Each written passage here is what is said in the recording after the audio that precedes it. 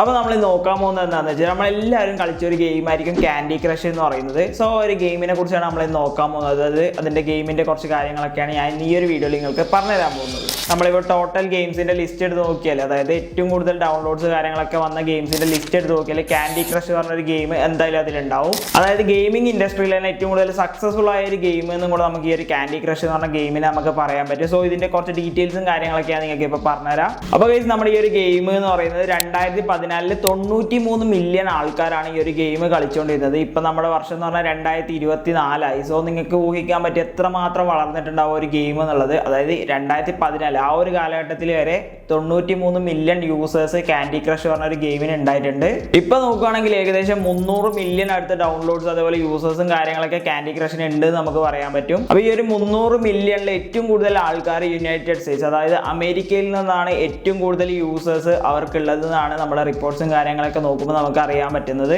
ആൾക്കാർ ഏറ്റവും കൂടുതൽ ഈ ഒരു ഗെയിം കളിക്കുന്നത് പറയുന്നത് രാത്രി 8 മണിക്കും 10 മണിക്കും ഇടയിലാണ് ഏറ്റവും കൂടുതൽ ആൾക്കാർ ക്യാൻഡി ക്രഷ് പറഞ്ഞ ഗെയിം കളിക്കുന്നത്. സ്പെസിഫിക്കലി നമ്മൾ ഡേ നോക്കുകയാണെങ്കിൽ, അതായത് ദിവസത്തിന്റെ കണക്ക് നോക്കുകയാണെങ്കിൽ വ്യാഴാഴ്ചയും ഞായറാഴ്ചയാണ് ഏറ്റവും കൂടുതൽ യൂസേഴ്സ് ഈ ഒരു ഗെയിം കളിക്കുന്നത്. ക്യാൻഡി ക്രഷ് കളിക്കുന്നതിൽ മോസ്റ്റ്ലി ഹോങ്കോങ് പ്ലേയേഴ്സ് എന്നാണ് പറയപ്പെടുന്നത്. അതായത് നമ്മൾ ഹോങ്കോങ് ചെന്നിട്ട് 7 പേര് എടുത്തു കഴിഞ്ഞാൽ അതിൽ ഒരാൾ ക്യാൻഡി ക്രഷ് പ്ലെയർ ആയിരിക്കും എന്നാണ് അവർ പറയപ്പെടുന്നത്. ക്യാൻഡി ക്രഷ് കളിക്കുന്നവർക്കറിയാം, എല്ലാവരും ശ്രദ്ധിച്ചിട്ടുണ്ടോ എന്നറിയില്ല, നമ്മൾ ക്യാൻഡി ക്രഷിൽ കുറേ അധികം ക്യാരക്ടേഴ്സും കാര്യങ്ങളൊക്കെ ഉണ്ട്. നമ്മൾ ഓപ്പൺ ചെയ്യുമ്പോൾ തന്നെ കാണുന്ന ആ ഒരു പെൺകുട്ടിയുടെ പേരാണ് ടിഫി. സോ ഈ ഒരു ഗെയിം പോകുന്നത് തന്നെ ആ ഒരു ടിഫി എന്ന് പറഞ്ഞ പെൺകുട്ടി ആ ഒരു പുൽമേട് അല്ലെങ്കിൽ ആ ഒരു മാപ്പ് നിങ്ങൾ ശ്രദ്ധിച്ചാൽ കാണാൻ പറ്റും. ഫുള്ള് പുഴ അതേപോലെ കുന്ന് അങ്ങനത്തെ ഒരു സംഭവത്തിലൂടെയാണ് ആ ഒരു കുട്ടി ഓരോ ക്യാൻഡീസ് കളക്ട് ചെയ്ത് പോകുന്ന പോലെയാണ് നമ്മുടെ ആ ഒരു ഗെയിമിന്റെ ഫ്ലോ പോകുന്നത്.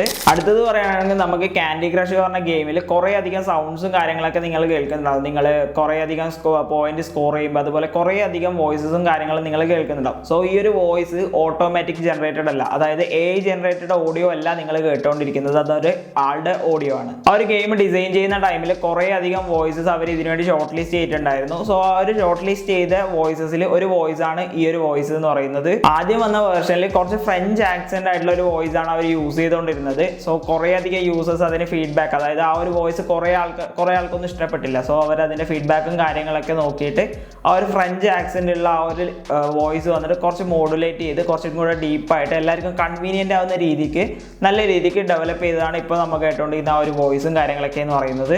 ക്യാൻഡി ക്രഷിന്റെ ഡെവലപ്മെന്റ് ടീം നമ്മുടെ ഫീഡ്ബാക്സും കാര്യങ്ങളൊക്കെ വാച്ച് ചെയ്യാറുണ്ട്. അതായത് നമ്മൾ ഫേസ്ബുക്കിൽ ഇടുന്ന കമന്റ്സ് അതേപോലെ ഗെയിംസിന് കൊടുക്കുന്ന ഫീഡ്ബാക്സും കാര്യങ്ങളൊക്കെ വാച്ച് ചെയ്യാറുണ്ട്. കാരണം എന്താണെന്ന് വെച്ചാൽ നമ്മൾ കൊടുക്കുന്ന എല്ലാ ഫീഡ്ബാക്സ്, ഇതുവരെ കൊടുത്ത എല്ലാ ഫീഡ്ബാക്സും കൂടെ നോക്കിക്കഴിഞ്ഞാൽ 45,000 നോവൽ എഴുതാനുള്ള അത്ര ഉണ്ടെന്നാണ് അവരെ ടീം പറയുന്നത്. ക്യാൻഡി ക്രഷ് ഗെയിം കളിച്ചിട്ട് ഒരാൾ ഹോസ്പിറ്റലിൽ അഡ്മിറ്റ് ആയിട്ടുണ്ട് എന്ന് പറഞ്ഞാൽ നിങ്ങൾ വിശ്വസിക്കാം. എന്നാൽ നിങ്ങൾ വിശ്വസിക്കണം, കാലിഫോർണിയയിൽ ഒരാൾ 6 മുതൽ 8 ദിവസം വരെ കണ്ടിന്യൂസ് ആയിട്ട് കളിച്ചതിൻ്റെ ലെവൽസ് മാക്സിമം തീർക്കാൻ ശ്രമിച്ചിട്ട് കൈയുടെ, അതായത് നമ്മുടെ ഈ ഒരു കൈ യൂസ് ചെയ്തിട്ടാണല്ലോ നമ്മൾ കളിക്കുന്നത്, ഈ ഒരു കൈ ഇഞ്ചേർഡ് ആയിട്ട് ഹോസ്പിറ്റലിൽ അഡ്മിറ്റ് ആയിട്ടുണ്ട്. അതായത് അവരെ അറിഞ്ഞിട്ട് പോലുമില്ല, അതായത് 6 മുതൽ 8 ദിവസം വരെ കണ്ടിന്യൂസ് ആയിട്ട് കളിക്കുന്ന ടൈമിൽ അവരെ അറിഞ്ഞിട്ട് പോലുമില്ല അവരുടെ കൈ ഇതേപോലെ ഇഞ്ചുറി ആയിട്ടുണ്ട് എന്നുള്ളത്. അത്രയും അഡിക്റ്റീവ് ആയിട്ടുള്ള ഒരു ഗെയിമാണ് ക്യാൻഡി ക്രഷ് എന്ന് പറയുന്നത്. ക്യാൻഡി ക്രഷ് കളിക്കുന്നതിൽ ഏറ്റവും കൂടുതൽ ശതമാനം ഫീമെയിൽസ് ആണ്. അതായത് ടോട്ടൽ നമ്മൾ നോക്കുകയാണെങ്കിൽ 60% ഫീമെയിൽസും 39% ഓഫ് മെയിൽസും ആണ് ഈ ഒരു ഗെയിം കളിക്കുന്നത്. ബാക്കിയുള്ള 1% എന്ന് പറയുന്നത് അൺസ്പെസിഫൈഡ് ആണ്, അവരുടെ ജെൻഡർ റിവീൽ ചെയ്തിട്ടില്ല, അങ്ങനെ 1% അവിടെ ഉണ്ട്. അതുപോലെ തന്നെ ക്യാൻഡി ക്രഷ് കളിക്കുന്നവരുടെ ഏജ് നോക്കുകയാണെങ്കിൽ ഏറ്റവും കൂടുതൽ ആൾക്കാർ കളിക്കുന്ന ആ ഒരു ഏജ് എന്ന് പറയുന്നത് 21 വയസ്സിന് മുകളിലോട്ടുള്ള ആൾക്കാരാണ് ഏറ്റവും കൂടുതൽ ഈ ഒരു ഗെയിം ഇപ്പോൾ കളിക്കുന്നത്.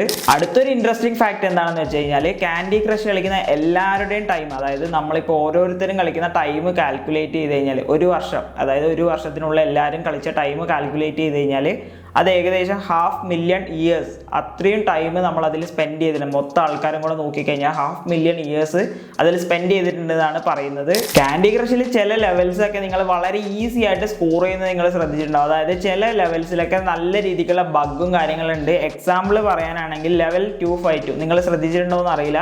ലെവൽ 252 നിങ്ങൾക്ക് ഏറ്റവും കൂടുതൽ സ്കോർ ചെയ്യാൻ പറ്റിയ ഒരു ചാൻസ് ഉണ്ട്. അതായത് 252 എന്ന് പറഞ്ഞ ആ ഒരു ലെവൽ നമുക്ക് വളരെ ഈസി ആയിട്ട് കംപ്ലീറ്റ് ചെയ്യാനും പറ്റും. അതുപോലെ ഏറ്റവും കൂടുതൽ പോയിന്റ്സ് റിസോഴ്സസും കിട്ടും. അതായത് നമ്മൾ നോക്കുകയാണെങ്കിൽ അതിന്റെ ടോട്ടൽ സ്കോർ 20 മില്യൺ വരെ നമുക്ക് ബഗ് ആയിട്ട് ചിലപ്പോൾ കിട്ടാൻ സാധ്യതയുണ്ട്. 20 മില്യൺ അല്ലെങ്കിൽ അതിന് മുകളിലേക്ക് അതിൽ ആ ഒരു പോയിന്റ് പോകാൻ സാധ്യതയുണ്ടെന്നാണ് ഇവർ പറയുന്നത്. അതായത് അവിടെ ചെറിയൊരു ബഗ് വന്നിട്ടുണ്ടെന്നാണ് പറയുന്നത്. സോ ഇത്രയാണ് നമ്മുടെ കാൻഡി ക്രഷ് എന്ന് പറഞ്ഞ ഗെയിമിനെ കുറിച്ചുള്ള ഫൺ ഫാക്ട്സും കാര്യങ്ങളൊക്കെ. ഫൺ ഫാക്ട്സ് എന്നല്ല, കുറച്ചധികം കാര്യങ്ങളൊക്കെ എന്ന് പറയുന്നത്. സോ ഈ ഒരു വീഡിയോ നിങ്ങൾക്ക് ഇഷ്ടപ്പെട്ടിട്ടുണ്ടാവും എന്ന് വിചാരിക്കുന്നു. സോ ഈ ഒരു വീഡിയോ നിങ്ങൾക്ക് ഇഷ്ടപ്പെട്ടാൽ ഈ ഒരു വീഡിയോ ലൈക്ക് ചെയ്യുക, കമന്റ് ചെയ്യുക, ഷെയർ ചെയ്യുക. അതുപോലെ നിങ്ങൾ ഇപ്പോഴും ഈ ഒരു ഗെയിം കളിച്ചുകൊണ്ടിരിക്കുന്നുണ്ടെന്നുണ്ടെങ്കിൽ ജസ്റ്റ് ഈ ഒരു വീഡിയോയുടെ താഴെ കമന്റ് ചെയ്യുക. So by.